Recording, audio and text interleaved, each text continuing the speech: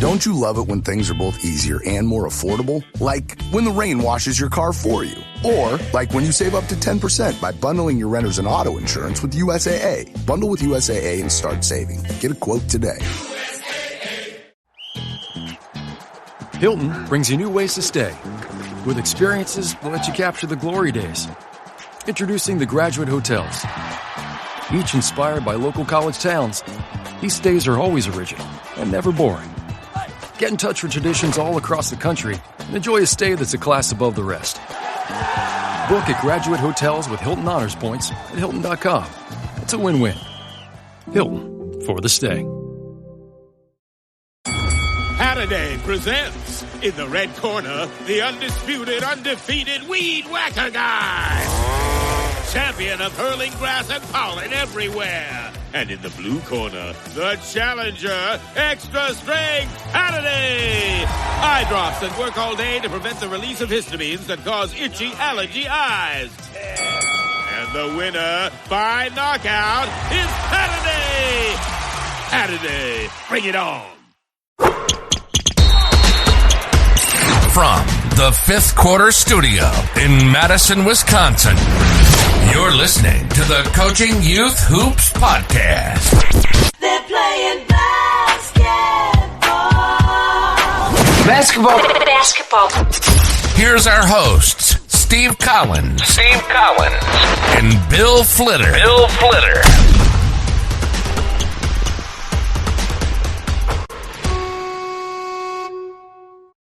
All right, welcome. Episode 21 of Coaching Youth Hoops. Oh, I wish I was 21 again, Coach, don't you? 21 with this brain. Yes. We had this discussion the other day at dinner. We were celebrating, I don't know, end of something. And the frontal cerebral cortex of a youth is not developed till 25. That's right. Yeah. So they're not really fully developed. So yes, if I could take my brain and put it on the 21-year-old, I'd conquer the world. I'd be retired, done, knowing what I know now, and that. Oh my goodness! I'd have gone and worked for Apple.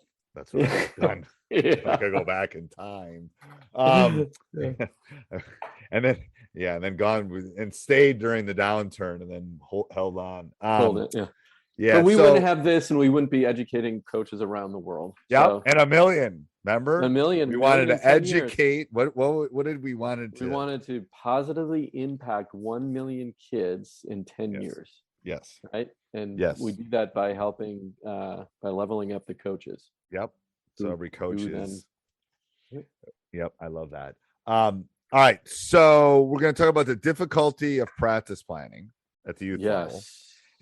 So I'm going to talk about my difficulty, and then we'll lean into we'll let you run with this a little. So I coach both my kids in youth basketball and youth sports, and it was always a struggle for me as a 30+ year educator, having coached 2 varsity sports, coached every level all the way up from 8th grade to high school over the last 30 years. To get my own practice plans done. I mean, it was crazy because it's like, what I can do with a 17-year-old and what I can do with a 7-year-old is not easy. So I always thought there was an area in the world that needed this solution, and I always told you that there was a need for this. Right. And that's where basketball practice plans came about. Right. Yeah, absolutely. Yeah. And I noticed that need in my own area and personally too, because what I ended up, I actually was a master at practice planning, and I until I think we even talked about it, until I wasn't, until one of my assistant coaches said to me, now I've gotten a lot of positive, matter of fact, I had a coffee with someone yesterday who is a coach, and he's been coaching youth basketball, and we were on the CYO board together. And Rick, if you're listening, shout out. He always mentioned to me, it's like, and we were talking about this yesterday, he's like, I loved your practice plans, right? They were so thorough, minute by minute, well planned out. And then I had a coach, my high school coach said, I'm like, what? Yeah.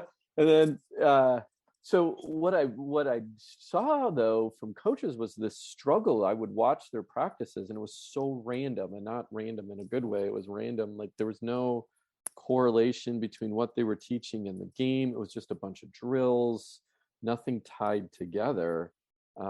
Kids weren't, walking away learning that much, right? So it was just really random. And so I thought, well, there's got to be a better way, a better structure. And even if you go, and nothing against these services, but even a lot of the services out there where it's a drill bank and but you still have to assemble. And if I'm a volunteer coach, first time coach, even if I'm coaching a long time at the youth level, how do I know a progression throughout the season from day one to day X? I don't have a lot of time or resources, whatever, to kind of plod my way through and think my way through. And then, so that's really why I launched practice plans, to take this pot of spaghetti that's out there today and stop this just randomly grabbing drills off of YouTube and wherever else and putting them into a plan, or just, scratching them down in a piece of paper as you're running into basketball practice, right? So let's put some structure to that. So again, going back to our mission, help 1 million kids, right, in 10 years. And if we can, and we do that through the game of basketball. So that's really why I started Basketball Practice Plans, is to really help coaches structure and then positively influence the kids that they're working with. Structure. It's your why.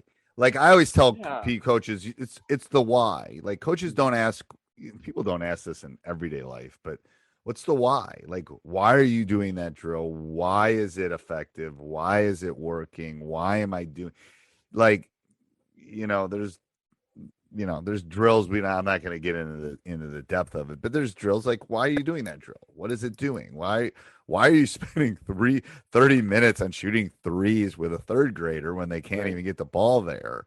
So I think that's the solution you've been able to solve, is you've taken that why away and you've helped, like, here's your steps, here's your progression. You got to turn the oven on before you right. It's a recipe, right? It's a recipe. Recipe for a basketball program. Yeah. And there's a reason you put this ingredient, then you do this, and then there's steps. And it's like when you're putting IKEA desk together, you better follow the directions or the IKEA desk is going to be like half sideways. And that's what I think you've done a really good job with on your site too, is those steps. Like you're not doing C before you've done A. Right. And I think that's, all of us are guilty of, like you said, jumping on YouTube, grabbing a piece of paper, writing some stuff down. Oh, I've done this long enough. Yeah. I'd probably give a lot of my practices B's or C's because I didn't at that level, because I didn't put enough time into the progression of the learning process. As a teacher, I should be ashamed of myself, but it's a time constraint thing. So you're solving that. I'm telling you, this is what Bill's doing, and that's what basketballpracticeplans.com is doing, is it's solving the time constraints. He's done the work. Yep. So all you got to do is print and go to basketball. Print and go. Right. You can watch the videos that are associated with it to learn the nuances of that particular drill, but yeah, you don't have to think about it anymore. And I mean that in a good way. Some coaches might, well, I like to think, but no, it's like, what, I'm taking that burden off your shoulders. So all you have to do is focus on the kids, right? And perfect, the drills that I've laid out. And that's the other thing too, is when coaches just kind of randomly grab drills, you're wasting so much time in practice teaching a new drill from practice to practice. So coach, if you've ever buy basketballpracticeplans.com, if you never buy it, here's one piece of advice. Come up with a drill that has multiple conditions, okay, or constraints, right? Constraints, things that you're learning, you're passing, you're dribbling, you're shooting, You're doing more than one thing. Yes. Yeah. And that has a progression. So the base is always the same, but so you teach that once, and then from practice, week to week, you're adding just one little wrinkle to it. Now you got to do 3 passes instead of 2. Now you have no dribble instead of a dribble. Right. It's I'll the give an same example. basic thing. I'll give an example, like one-on-one. So if you teach them to play Mhm. some one-on-one, or you do one-on-one skills, there's lots of constraints you can do. You can put the defender in front of them. You can put the defender on side of them. You can put the defender behind them. You can put the defender that they have to come. It's like 2-on-2, and all of a sudden they have to help and recover. Yeah. There's all these constraints. You can limit the number of dribbles. You can limit the number of passes. You can limit the amount of time. All these right? Just all the playing lanes. line, But I right? started with a one-on-one drill from the Yep. elbow or something, and Yep. all of a sudden I can build a progression where I'm letting them learn the game. Mm-hmm. You want them to learn the game. Now, so this goes back to my teaching. 1 + 1 is 2, and I have to tell you 1 + 1 is 2. It's not 3. It's not 7. So I can't let you discover that. There are some things that you have to teach as the foundational things in education and basketball. And then after that, now I can let them go. Once they know their addition tables, now I can let them go discover things and find out how sequences work and how numbers work together and all those. It's the same on the basketball court. It's exact same. It's no different from an educational standpoint. And that's where those constraints that Bill's talking about, I think, is important. And adding multiple, what I was talking about too, we were kind of on two different wavelengths there, but adding multiple things and no drill should do one thing. Right. Every drill should do multiple things. Yeah. So you're working on multiple parts of the game. That's right. If it's ball handling, right, and shooting, as an example. Yep. Every shooting drill every shooting drill we do, if it's a miss, we have the rebounder put the ball back in. And people go, why do you do that? I do that because it's teaching them to rebound. It's teaching them to read where the ball is coming. They're not just rebounding and throwing a miss out. They're grabbing it and then attacking the rim or dribbling or putting it right back in. It's one of those things that over time, it's like, why am I doing this? Like, it was a why for me in a practice. It's like, well, we're not offensive rebounding well enough, or we're not reading where the ball bounces.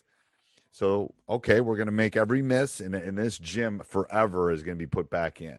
Every miss, no matter what we're doing, a miss is put back in.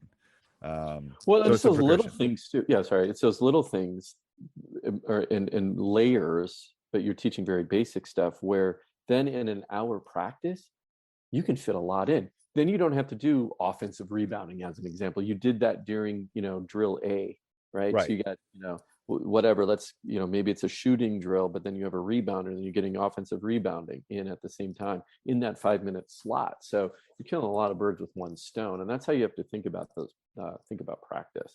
I don't know if that's, I don't know if you can you say that anymore? Kill. Oh, I shoot. I don't know. I don't know. Is that PC? I don't know if it is.